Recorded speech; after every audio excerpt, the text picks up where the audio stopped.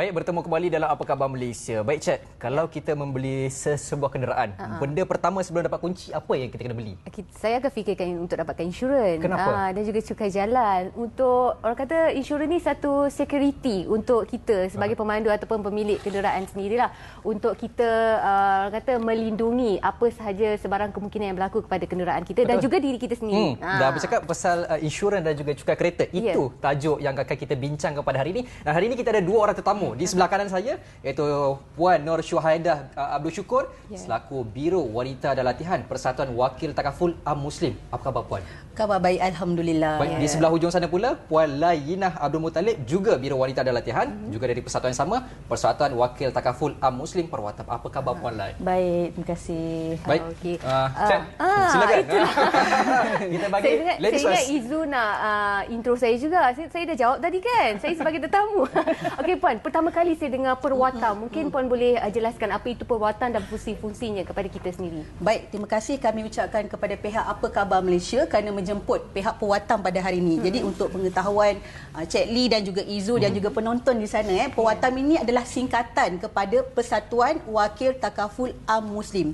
Jadi ianya baru sahaja ditubuhkan pada 14 Ogos 2020. Baru sahaja waktu pandemik hari itu. Sebab itulah baru dengar. Jadi tujuan Perwatam ini adalah persatuan ini kami kumpulkan wakil-wakil takaful am kenderaan ataupun bahasa mudahnya kita panggil ejen-ejen insurans kenderaan tadi. Di mana mereka ini ahli-ahli Perwatam ni, mereka ni sangat berpengalaman dalam bidang-bidang berkaitan dengan insurans dan juga cukai jalan ni. Jadi mereka inilah yang bertanggungjawab untuk berkongsi segala isu berkaitan kepada masyarakat di luar sana lah.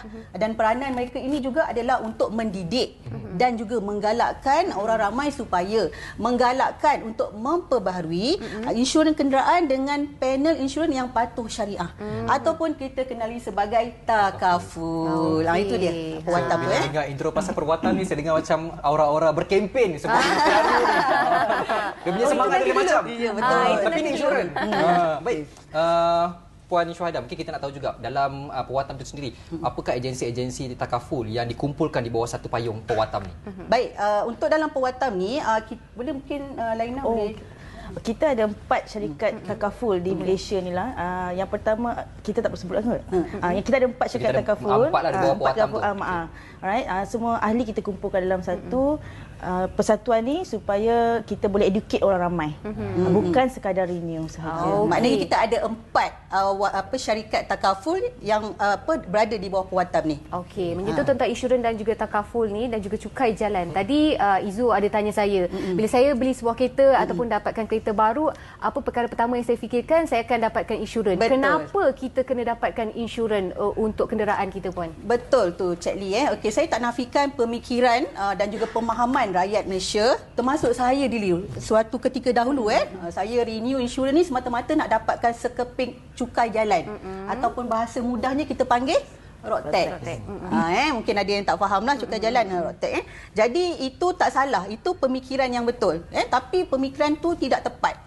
Okey. Jadi sebelum tu saya nak bagi tahulah Akta Perlindungan Jalan 1987 mengatakan yang insurans kenderaan ni wajib. Memang kita wajib ambil. Jadi bila ada insurans kenderaan, barulah kita dibenarkan untuk mencetak cukai jalan tadi. Jadi Izu cek tengok insurans dan juga cukai jalan ni dia kena bergerak seiring. Peribahasa dia kita kata seperti isi dan juga kuku. Tak boleh berpisah. Saya nak belangkas juga. Tak boleh berpisah. Jadi itu betul, tak salah. Tapi kurang tepat ataupun tidak tepat. Sebab itulah peranan ahli-ahli Perwatam tadi untuk menerangkan kepada mereka di luar sana yang tujuan kita ambil insurans ni adalah pertama adalah untuk melindungi kenderaan kita, iaitu kereta kita lah sebagai contoh. Dan bukan setakat itu sahaja. Ini juga adalah untuk melindungi kenderaan ataupun harta benda pihak ketiga dan juga kecederaan serta kematian pihak lain. Dalam insurans ni kami panggil sebagai pihak yang ketiga. Jadi inilah salah satu tujuan untuk kita ambil insurans kenderaan tadi. Bukan setakat nak lindungi kenderaan kita semata-mata. Sebab bila kenderaan kita ni berada di luar, ataupun berada di atas jalan raya, kita terdedah dengan pelbagai jenis risiko. Betul tadi mungkin disebabkan kesalahan kita ataupun kesalahan orang lain. Begitu Jadi kita okay. Jadi pentingnya kita ambil perlindungan untuk mengelakkan dari berlaku sebarang perkara yang tidak diingini. Ya, betul. Baik, Puan Lai, kita nak tahu juga dalam sekiranya berlaku kemalangan dalam kita nak menuntut insurans dan juga takaful ni, apa yang perlu kita lakukan? Okey, baik. Bila kita terlibat dalam kemalangan jalan raya, perkara pertama kita kena buat ialah bertenang. Bila kita tak bertenang, kita akan buat satu keputusan yang salah. Okey. Bila terlibat kemalangan, kita dah berada, kejadian tu dah berlaku dah. Kita dah tak boleh balik masa dah. Okey. Yang penting adalah keselamatan kita, penumpang dalam kereta dan orang lain. Kalau kita berlaku kemalangan, kita dah bertenang, kita pastikan ada tak kecederaan atau kematian berlaku. Kalau ada, kita kena cepat-cepat hubungi pihak ambulans ataupun mungkin ada orang lain boleh bantu. Okey, selepas tu kita kena terus bertukar maklumat atau ambillah gambar sebanyak mana di tempat kejadian. Okey, sebelum kenderaan dialihkan. Okey. Okey, selepas maklumat dah diambil, bertukar maklumat, kalau kenderaan kita tu tak boleh bergerak, dia dah blok jalan utama atau jalan raya, kita kena duduk di tempat yang selamat. Jangan tunggu di situ. Kereta tu dah aksiden dah. Okey, kalau boleh bergerak, selepas kita bertukar maklumat, kita terus gerakkan kenderaan kita di tepi jalan dan sebagainya lah. Maknanya kita bagi laluan tu clear. Okey, dan kita boleh terus hubungi pihak polis trafik berdekatan untuk datang cover kita dulu sebenarnya. Kalau kenderaan kita boleh bergerak, dah ambil maklumat dan sebagainya, dah bertukar maklumat semua, kita boleh terus ke balai polis untuk buat report polis dalam masa 24 jam. Tak semestinya kita terus buat. Okay? Kalau ada sesiapa di tempat kejadian yang cuba mempengaruhi kita, cuba untuk memujuk kita dan sebagainya, ambil tempoh tenang untuk tidak buat keputusan terburu-buru. Okay? Pastikan kunci kereta di tangan kita. Jangan tinggalkan di kereta. Okay? Kemalangan ni yang paling penting, at the end of the day, kita nak buat report polis. Kalau tak boleh bergerak, kita boleh panggil towing ataupun polis untuk bantu. Kalau boleh bergerak, kita terus bawa lah.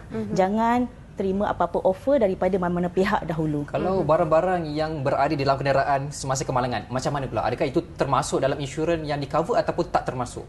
Barang-barang peribadi tidak cover lah, tetapi barang yang kereta itself, dalam kereta seperti aksesori kereta dan sebagainya tu memang cover dalam insurans lah. Okey, cuma saya nak highlight kat sini, bila berlaku kemalangan, keselamatan kita paling penting dan report polis yang paling penting. Dan report polis boleh buat dalam masa 24 jam. Okey, kita jangan terima apa-apa. Dan yang paling penting sekali adalah hubungi ejen insurans atau pihak insurans anda. Okey. Jangan libatkan pihak selain daripada insurans. Okey. Baik, menyentuh tentang tuntutan. Saya mula-mula dapatkan insurans pun saya tak begitu faham sangat tentang apa beza insurans biasa dan insurans yang ada takaful. Mungkin Puan boleh jelaskan dekat situ. Mungkin insurans biasa sekadar kita claim sahaja apa kerosakan dan juga kerugian yang dialami oleh kenderaan yang mengalami kemalangan dan tidak kepada diri kita. Jadi mungkin takaful tu ada insurans ataupun perlindungan tertentu untuk diri kita sendiri ke bagaimana, Puan? Okey, begini Cik Ni, takaful ni adalah produk insurans yang berlandaskan syariah. Okey. Jadi di Malaysia ni kita ada tiga jenis insurans. Jadi insurans itu juga disebut sebagai takaful lah, untuk yang patuh syariah lah. Jadi sebelum saya nak terus terangkan dengan lebih lanjut, risiko yang biasa terlibat dengan bila kenderaan kita berada di luar ni adalah risiko asasnya seperti kemalangan jalan raya, kebakaran dan juga kehilangan